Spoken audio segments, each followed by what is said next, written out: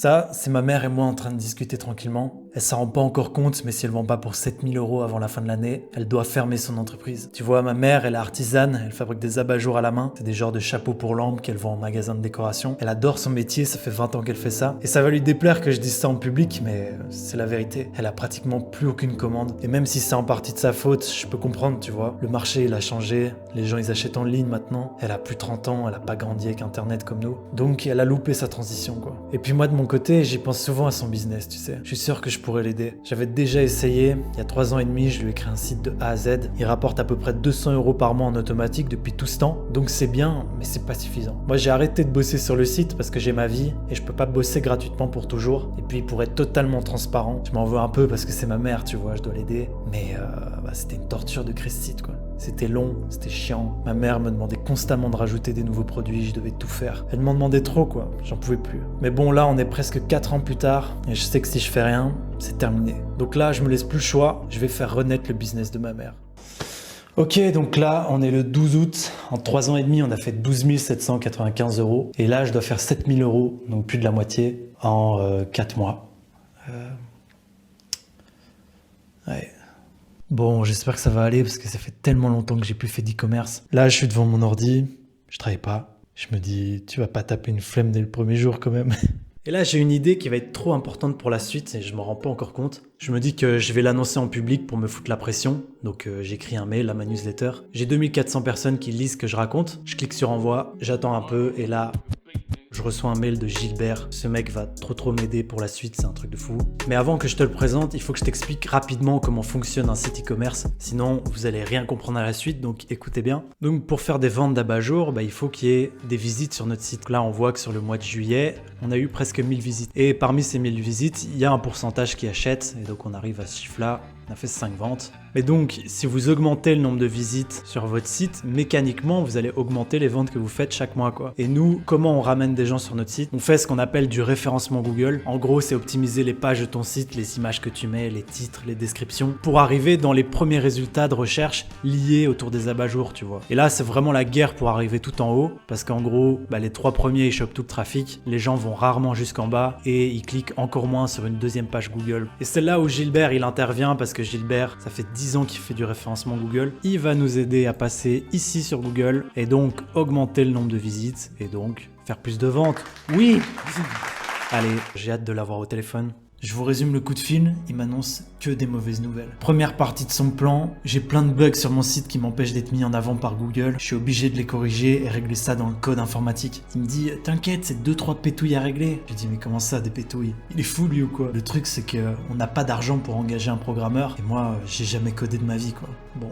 Bref, on continue. Deuxième partie de son plan, ajouter la masse de produits sur le site. Il me dit que si mes concurrents sont devant moi sur Google, c'est parce qu'ils proposent 3 fois plus d'abat-jours que moi. Ça tient à peu près qu'à ça, donc je dois ajouter une centaine de produits si je veux nous démarquer. Ça veut aussi dire que j'ai des centaines de photos à prendre, à traiter. Mais j'ai un petit problème. Le truc que je vous ai pas dit, c'est que ma mère et moi, on n'habite pas dans le même pays en fait. Moi, je suis à l'autre bout de l'Europe et elle est en Belgique. Donc on clôture l'appel, je suis un peu sonné et je réfléchis 3 secondes. Je me dis, tu sais quoi, pour le code informatique, je vais tout faire avec ChatGPT, ça doit être possible. Et pour les produits, demain je prends un avion pour rejoindre ma mère. Je vais régler tous les bugs, je vais faire des milliards de photos et on va le faire décoller ce putain de site.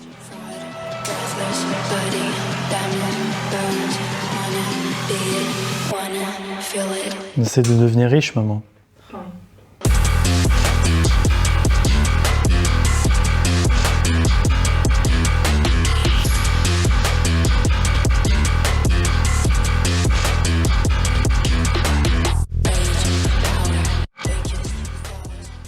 Et énervé le mec. Mais j'avais peur parce que je sortais d'une longue période de procrastination où je foutais pas grand chose. Je pense que ça vous est déjà arrivé. Et là, trop content de me découvrir une motivation nouvelle. Ça a été un plaisir alors que je me suis traché, je bossais des 12 heures par jour. Mais bref, qu'est-ce que j'ai plié comme boulot? J'ai réussi à coder tout ce que je devais coder dans le site grâce à ChatGPT. J'ai envie de lui faire des petits bisous. Quelle époque incroyable. J'aurais jamais pu régler ce problème tout seul. Ça m'aura pris 2 semaines quand même pour la partie code. C'est presque bizarre que ça ait marché et il y a un petit côté où...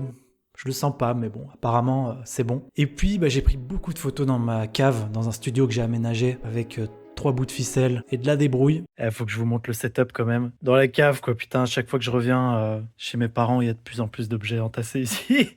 Bientôt, il y en aura jusqu'au plafond, quoi.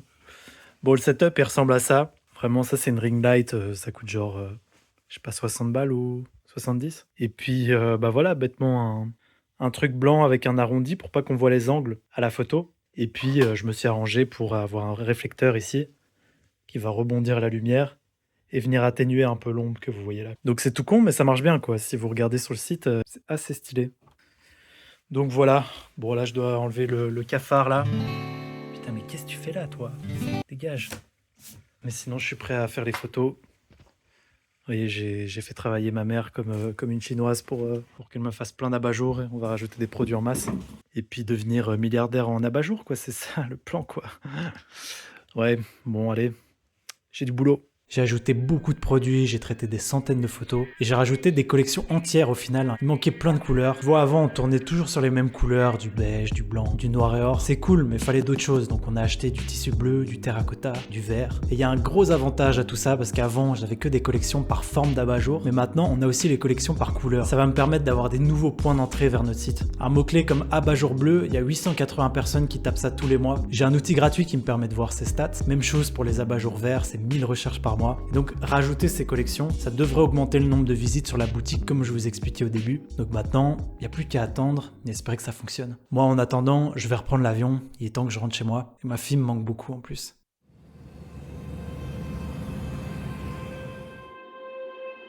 J'avais un mauvais pressentiment sur le chemin du retour. De plus en plus. Peut-être parce que je trouvais que les ventes bougeaient pas beaucoup sur le site, malgré les efforts. Je vais à mon bureau, je m'installe et je reçois un message de Gilles. Hey, t'avais réglé tout ça? Bah oui, j'avais tout réglé. Bah ouais, j'avais tout fait. Donc là, Gilbert, en checkant mon site avec ses outils, il me dit que le code, il a pas fonctionné, quoi. Que Google le prend pas en compte. Donc j'aurais beau en rajouter 1000 des produits, si Google les prend pas en compte, ben ça sert à rien, quoi. Donc dit autrement, les 1 mois et demi de boulot que j'ai fait, ben je peux les jeter à la poubelle. Eh bah, je suis dégoûté, quoi. Qu'est-ce que vous voulez que je vous dise? Putain.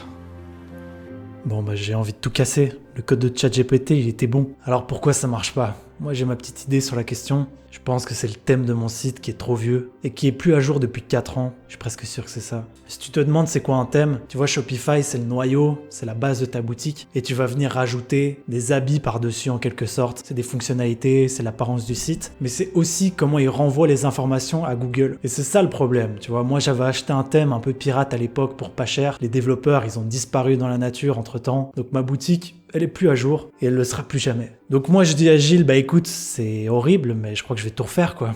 Je vais racheter un thème et on va recommencer de zéro. Alors il me dit, bah mec, si tu refais tout, il y a une chance que le peu de trafic que t'as, donc les 1000 visiteurs qu'on a par mois, ça tombe à zéro. Je dis, ah ouais, zéro c'est pas beaucoup. Il va tout faire pour éviter ça, mais c'est à moi de prendre la décision et de voir si le jeu en vaut la chandelle quoi. Mais l'alternative c'est quoi? C'est que si on reste comme ça, bah de toute façon le business de ma mère, c'est mort.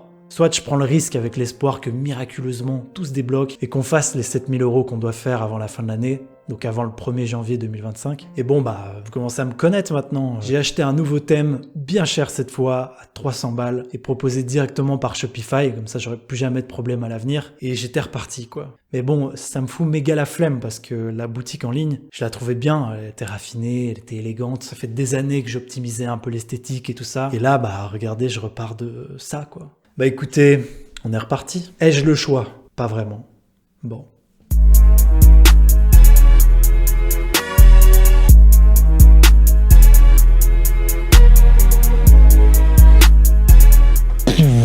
Une semaine de boulot plus tard. Bah les amis, vous savez quoi? Je suis très content d'avoir refait toute la boutique au final. Je trouve qu'elle est encore mieux. On va passer sur mon écran, je vais vous montrer ce que j'ai fait. Ça, c'est la version PC. Je vais avant tout vous montrer la version mobile. C'est celle-là qu'il faut optimiser avant tout parce qu'aujourd'hui, la majorité des gens, ils naviguent sur le web avec leur téléphone et Google prend à fond ça en compte pour mettre en avant votre site ou pas. Donc vous voyez, le nouveau thème que j'ai acheté, il m'a permis de mettre des nouvelles fonctionnalités. Un bandeau qui défile. Là, vous voyez que les produits sur téléphone, je peux les défiler comme ça. Vous pouvez swiper de gauche à droite, c'est beau gosse. Il y a l'affichage rapide, donc si on clique sur la petite loupe ici, les gens ils restent sur la même page mais ils ont quand même les infos, ils peuvent voir rapidement les infos. Voilà, j'ai rajouté des suspensions bien chères, là vous voyez, le fait de mettre des prix élevés à côté de prix moins élevés, ça fait un contraste. Et donc on a l'impression que les abat-jours ici sont moins chers, quelques témoignages clients qui font plaisir, voilà, ça défile tout seul, c'est cool. Les nouveaux produits et différentes collections, quelques logos. Donc moi je trouve que le site est encore mieux qu'avant. Et puis, il n'y a plus qu'à espérer. Hein. Bon, je vais publié le nouveau site. J'essaye de pas le montrer à mes proches, mais je suis un peu tendu. J'envoie un message à Gilles, il stresse limite plus que moi. Il est trop sympa. Est-ce que ça va effacer tout le travail fait ces dernières années? C'est parti. Il n'y a plus qu'à attendre. On sera vite fixé.